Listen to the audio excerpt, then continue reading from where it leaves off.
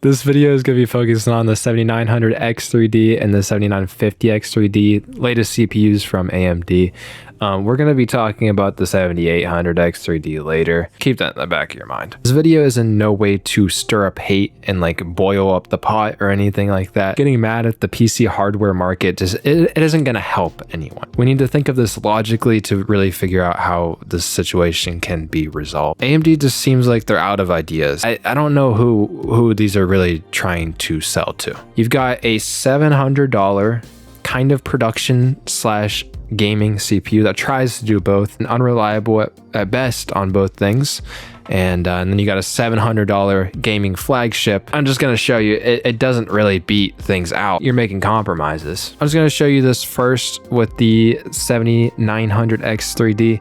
Gamers Nexus just puts it perfectly. A lot of the info in this video is going to be from Gamers Nexus, so go ahead and check out their channel in the description. I'll link the videos. Far Cry 6 starts us off. This one has remained an interesting test for X3D ever since the 58X3D. The 7950X3D capped out at 198 FPS average, with the 7900X3D. I do just want to point out that these FPS, they are already very high. And something to note with these tests is this is on a 4090. We're probably generations away from the average person getting a graphics card at this speed. And then it's also at 1080p CPU limited. And this is in no way to say that they're doing their tests wrong. It's just not a realistic scenario for most people. So I just wanted to point that out. Now achieving over 98% of the total performance of the 7950 for about $80 to $100 cheaper than the 7950X3D, that is. So it's cheaper than the 7950X3D.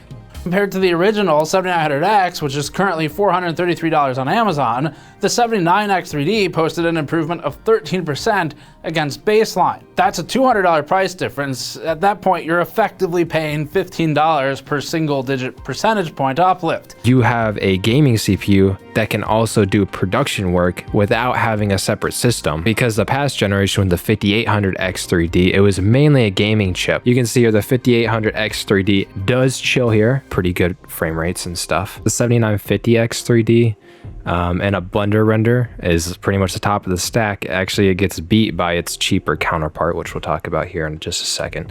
But we'll see the past generation here, the 5800X3D was a gaming, it doesn't match up. It only has 8 cores. And they're at lower frequency than its actual like competitors. It actually gets beat out by a 6-core 12-thread part from the current generation, 7600X. So with that said, let's talk about the pricing. You can see from production work that the 7950X beats out the X3D counterpart because it has higher frequency cores. The V-cache on the X3D is more sensitive to temperatures, so it can't clock is high. But we also see on Amazon here that it goes for $575.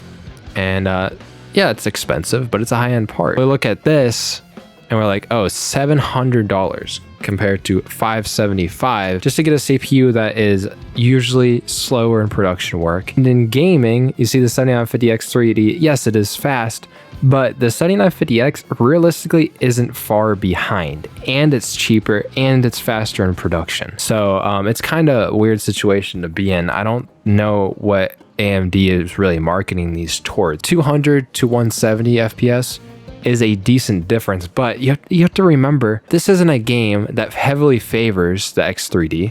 I'll throw out some other ones here that don't favor it as heavily, because we're at 1080p. Most people with a 4090 aren't going to be doing that, and most people are GPU limited in graphically intensive games, and in CPU limited games you're still running at 170 FPS. I mean, yes, it's nice to be able to use your whole GPU, but in most cases it's not really gonna matter. But just to take that into account, like the V-cache is significant. Yes, it's a technological feat. You can get to 198 from 172, but does it really matter in the grand scheme of things, especially paying $125 more for the other CPU? Check out this chart as well from Hardware Unboxed. So you can see that the X3D on average has 211 FPS with a 1080p benchmark with a 4090, mind you. It's a non-X3D counterpart, gets 193. I'm gonna throw this on the screen, the percentage difference in FPS versus the percentage difference in price.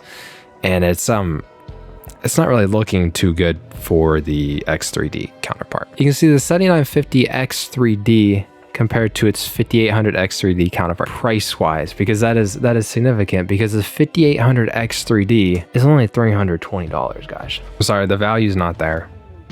The value's not there, and we'll see if the value's there with the 7800X3D. There's still a CPU here called the 13900K from Intel. It goes for $580 compared to the $700 of the new X3D counterpart. The 13900K gets 200 FPS and the 7950X3D gets 211. Yes, it's faster. You're paying $130 more, and you're not getting a significant uplift in performance compared to the Intel part, even in production work. This whole generation of PC hardware just doesn't really look good in general, particularly for the 7000 series of AMD. Back when they launched in October, this 7950X, which is actually better value than the X3D chip, launched at $700. Yeah, it's gone down since launch, $565. That's not that long to have significant price drops. You could just tell that the value just isn't there. I'm doubling down on this and releasing X3D chips, in my opinion, very overpriced for how much performance gains you actually get, and the compromises you make with the high-end chips,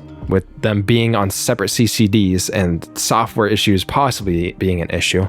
You can see that even in the early testing that this has come up. This just doesn't look good for this generation of CPUs. And on top of all of this, I'm starting to think that the technology for CPUs and even GPUs for this matter are starting to hit their limits, and that something big is going to happen soon if we want innovation to keep coming. In this test from Gamers Nexus, they tested all the power consumption of these CPUs. The 7950X, which this is under full load, which gaming load is, this isn't exactly gaming load. It draws 250 watts, and the 13900K draws almost 300 watts. Guys, this is a lot of power. These chips that chase high frequency in order to keep getting gains, how far can we realistically push the frequency before we can't chase numbers anymore? Now, something that is really cool with the X3D parts is they have to limit the power on these CPUs. So this is where maybe technology could keep improving, but this could technically keep going up in clock speed and maybe catch these ones up here. But what are we limited by? We're limited by temperatures and power consumption. How much longer can this technology really go on without a significant change? If we want to look in the past, like gaming king CPU, the 5800X3D was insane. It's up here. It only drawed 108 watts under complete load. Starting to think that the market as a whole is probably going to start leaning towards something like ARM based, because if you've seen like M1 and stuff, things are going kind of crazy with M1. They're very power efficient, and they're pretty affordable when things come down to it, because everything is together. You can cool everything together. Everything is close, so the communication between different areas of the computer is faster. The only problem with ARM-based systems is they're systems on a chip. Once you have it, you can't upgrade your CPU or something like that. You can't just drop it into the socket. So that's the main problem with ARM. x86 processes are built around these CPUs, and an entire change in computer technology and software as a whole would have to be made to move to ARM. However, though, I think that's probably the direction that we're going in. Intel and AMD have definitely been toying with the idea of like a system on a chip. I mean, they've been around for forever, but iGPUs, that means there's literally a little GPU subsection on the CPU. It's like its own little computer in itself. It's doing its own processes, communicating with the CPU. It's sharing memory with the CPU. Back in the 12th generation from Intel, when they added efficiency cores, that was also a huge thing. They added different cores to the CPU, and different instructions have to go to the efficiency cores or to the performance cores.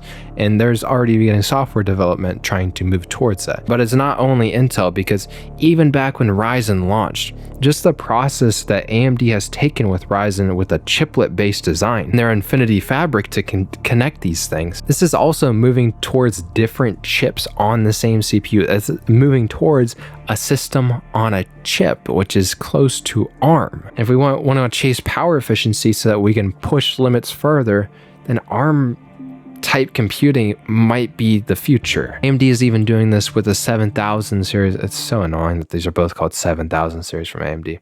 But the Radeon 7000 series GPUs, they've moved towards chiplet-based design. These are actually even closer to a system on a chip, because there's the GPU processing, the compute dies, the encoders, the shader units, the cache, the RAM controller, like everything is there. It's separate, but connected together. This is only if we want to keep seeing innovation in this market. I really genuinely want to ask a question to you guys, because as games are today, do we ever need 190 FPS? And if you're talking about games too where you want really high FPS that becomes CPU limited, like CSGO, I mean, you're already getting 380 FPS with these components, and in Rainbow Six Siege you're getting over 800 FPS. I mean, realistically guys, I don't know, this might just be the content part of me speaking here. If you just want a game too, you don't realistically even need these really high core count parts. Like the 7600X, which is the consumer grade part, is still getting 770 FPS. The i3-12100F is still getting 440, and that only has 4 performance cores in it. 5800X3D, which we talked about earlier, was $320, gets 764 FPS. This engine is completely optimized. But if we look at Cyberpunk here, the people need these frame rates are the max that the CPU can get. That means even if you go to 4K, the CPU is still going to be getting frame rates like this. Does anyone need, even on our R5 3600, does anyone actually need more than 130 FPS? Does anyone have access to a 4090 to get FPS like this? I don't think so, guys. And I'm just saying, like, I'm content. I like to see things are still improving, but I don't think the power consumption and the chasing frequency is the way to go with this. I want to see really power efficient things that just blow me away how little power they draw and how much performance they're giving you. That is the stuff that is actually really cool to me. So I want to know what you guys think on that. Do you care more about performance or power efficiency? Are you chasing FPS like this? And the X3D parts that just came out are really showing me how little improvement really needs to be made in this market, in my opinion. That's all I really got for you guys. I'll check you guys out in the comments and we can talk about this. I'm very curious what you guys think. It's cool, but it's, you know.